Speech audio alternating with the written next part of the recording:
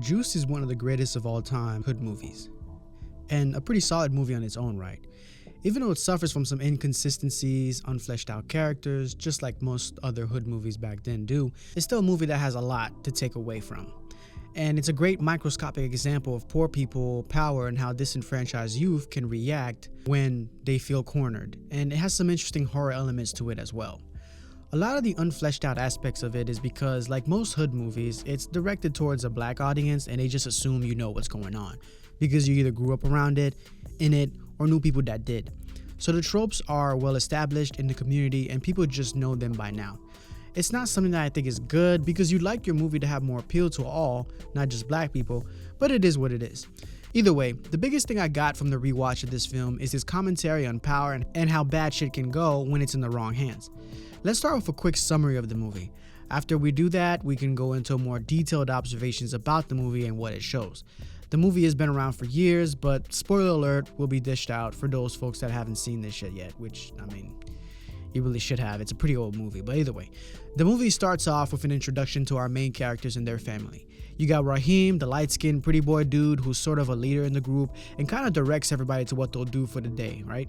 Then there's Q, short for Quincy, who's the DJ of the group. I mean, he doesn't DJ for them. He's just a DJ, and that's a defining characteristic of this kid. Besides hanging out with his friends and getting into all sorts of trouble, he's working on his DJing skills. There's Steele, who's the fat kid of the crew. I mean, he's kind of the runt of the litter. He's short, fat, and yeah, pretty much it. I mean, he's not really unlikable or anything, but he doesn't really have any special talent except being that one guy that everybody clowns. But yet, he still hangs out with the cool kids. Maybe it's because humans are like that. They always need someone to rag on, because I saw that a lot growing up. And last but not least, we got this crazy motherfucker, played by this equally crazy motherfucker. That's Bishop. Bishop is a crazy lunatic, chaotic element of the group. He's that one kid from the group who was the first to watch porn as a kid and ran and told his friends about it. He's always into something and the group is always having to deal with his crazy antics. Now that we know the group, let's begin with the story. The movie starts off by showing these kids waking up and doing their daily morning routine. They get yelled at by their parents to wake up, they pester and annoy their siblings or get annoyed by them, and the usual shit. They leave their parents' household pretending like they're about to go to school, but really they just end up skipping school the whole day. They go to arcades, get into fights with other kids, get chased away by store owners, and chased by cops. You know, typical hoodlum stuff. And as the day goes on, they also go to other spots too, like a record store where they rob it, and where at one point Quincy goes inside a bar, I guess, and then tries to buy some cigarettes and meets an old friend who then sticks up the place. Blizzy, that's his name, Blizzy. Yeah, he sticks up the place and robs everybody. Right after getting out on parole, by the way. Yeah, I mean, I don't know. At one point, the boys end up in Steele's apartment and they're chowing down while sipping the OE. And they're watching a film that gets Bishop all hyped up. The movie is White Heat, and I guess it's some crazy dude that goes out on his own terms, a man who controls his own destiny, and this is something that resonates with somebody like Bishop. See, in the hood or poor places really, people don't have much power, and it's this lack of power over their lives that causes them to act out or get bitter and frustrated. You either have to deal with some gang that's beating you up and robbing you, or the cops who are beating you up and beating you up, pretty much. And there's of course the judge, if you're a criminal of course, and a myriad of other people. As Bishop even states at one point in the movie, during that specific scene actually, they all run away from everyone. Cops, the store owner, other groups of kids, and so forth. He gets really angry about this, and the rest of the crew don't really have much gripe with this, but Bishop, oh man, he's going crazy. Him and Q get into it at one point because, well, Q is the polar opposite of Bishop. He's calm, reserved, collected, and a pretty good kid. He just wants to DJ and have fun. He doesn't really desire power the way Bishop does. But they get in a fight, and then they eventually squash it, and everybody goes their separate ways for the day. Later on, Raheem meets up with Q and tells him they got a meeting at the court, and Q tells him he got a DJ audition for a competition, and Raheem then tells him, well, it's okay, they can just meet up with him right afterwards, and he wishes him good luck because, you know, he's a good light-skinned dude. Q goes to his audition and he does well, and he's accepted into the competition, and he goes back to the crew to let them know. And it's at this point that at the court, the crew then tell him that they plan on robbing old man Jenkins, the Hispanic store owner. Q thinks it's crazy, but Raheem assures him it's going to be alright. So he's like, okay.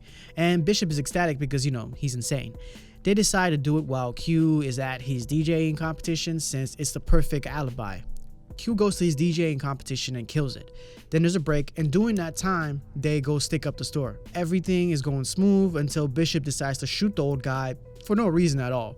They all run away and they confront Bishop about it, and they agree to throw away the gun, but Bishop refuses to let it go. Raheem tries to wrestle it from him, but in the process gets shot by Bishop. They all run away again, and they end up in another corner where Bishop basically scares the shit out of them and lets them know that he's in control now because he's got the juice, fool. But nah, for real though, Bishop becomes full psycho at this point, and this gets to my point of what happens when power lands in the wrong hands. Bishop has a measly ass, little ass gun, but he gets full of himself and he goes insane. This is something you see happen a lot. I mean, this is a young man, he knows no better, and he's hungry for having some form of power that grants him position over others. This comes from being born in a place where there's poverty and you ain't got shit. You see this in this film, and you see this in Nas' song, I Gave You Power, and Lil Zay in City of God. You see how wielding something like a gun goes to someone's head, but they don't even have that much power to begin with, but their small minds go crazy with it. It's a microscopic example of how humans can behave with power, no matter what level you're at, really. We have other characters like Joffrey and Ramsay from Game of Thrones who behave in similar fashion when they have power, but it comes back and bites them in the ass later. This will be the same thing with Bishop, but we'll see that much later. As the story moves on, we eventually get to Raheem's funeral. And at this funeral, everybody's there, sad, of course, that's expected. And then, you know, Bishop's crazy ass comes in and completely acts like the total psychopath that he is. He shows no type of guilt at all. He just pretends like, oh man, I don't know anything that happened, you know, your boy just got shot, you know, my friend just got shot, but really I'm the one that shot him. But you know, I can pretend like I don't know anything because I'm a fucking psycho, I'm crazy. But yeah, so as the story goes on, we see Bishop go through his power craze and he gets even worse. After that night, they all leave. Q and Steel are terrified of Bishop, and Bishop begins letting the power go to his head, right? At one point, he's confronted by a rival in the neighborhood, Radames, just a Puerto Rican guy, who had always picked fights with him. Q and Steel pull up right as he's being harassed, but they abandon him, since he's crazy now. Right as he's about to get his nostrils sliced, the cops show up, and the whole group disperses quicker than the roaches on your counter when you turn on the lights. Bishop follows the Puerto Rican guy to an alley and shoots and kills him. Later on, he'll go on to confront Steel, and he'll also end up shooting him as well, but he'll survive, which I don't know how, but I guess maybe they shot him in the shoulder, or maybe it's all the fat, I don't know, must have been something. All the while, Bishop spreads rumors around the community that it's Q that shot Raheem and a bunch of other people, and he's been the one going around killing people. And later on, he tries to set him up. Q goes to a lady named Sweets to get a gun for protection, and he goes to an arcade store where the crew used to go and tells Samuel L. Jackson, the shop owner, to tell Bishop to meet up with him. Before they do, Q has an epiphany about the power the gun has over him when he almost shoots a homeless man that scares him.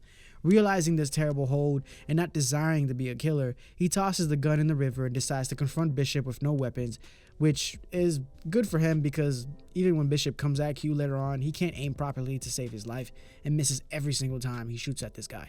Either way, they meet up and Q tries to get Bishop to stop by doing his best to reason with him, which is not a good idea, since he'd have a better chance at leaping off a building and flying than to reason with a madman like Bishop.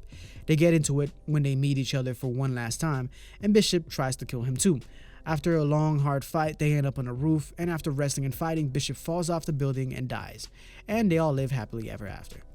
Juicy's not a perfect film, but it does show a lot of truths about the ghetto and how people growing up in such situations tend to react and how they come out of it. Bishop is a perfect example of a scared youth that has no power and authority in the world, and whose whole existence seeks this and wants to be validated through the thing called power. He sees it as the only way of getting whatever he wants in this world, which is to get others to live in fear of him, as he has lived in fear of them, and for him to have more control. Bishop sees this power he has now, when he has the gun that is, as his special ability to overcome all those around him and to bend them to his will. He sees it as his ultimate pleasure. Bishop in Juice is a cautionary tale to those who seek power and have it, and what can happen to them if they let it get to their heads. Bishop ends up alienating himself from others, kills many, and ends up dying himself due to his destructive side. Hell, it would have been a lot worse if he had any more power than the measly gun he had. The other thing this tale also points out is how guns have a hold on the community and the destruction it can wrought. We all know that this is an issue in the hood, but never had there been a movie that broke it down so well for us in a microscopic view for us to see, at least not as far as I know. This movie shows that. It shows who the character is, how they start out, how they change and act when they get the power of a gun, and what they do with it, and how they all end up. Sure, it's not always someone as crazy as Bishop that gets the gun, nor do they turn out like him when they have the gun, but these things can happen, and even if it isn't the same as the specific case, there's always violence and destruction that ensues because most young kids don't have the wisdom, nor the foresight, nor the conscience that someone like you has, and that's why things tend to get worse. All in all, Juice showcases the corrupting nature of power and how it can have disastrous results when it lands in the wrong hands, and how it can happen even with something as small as one old gun, and it does so through a microscopic look by showing it through the day-to-day lives of a group of teens in the hood. Thanks so much for watching this video. If you enjoyed it, please leave a like, comment, and subscribe for more content and analyses just like this. Be safe, loving, and prosperous.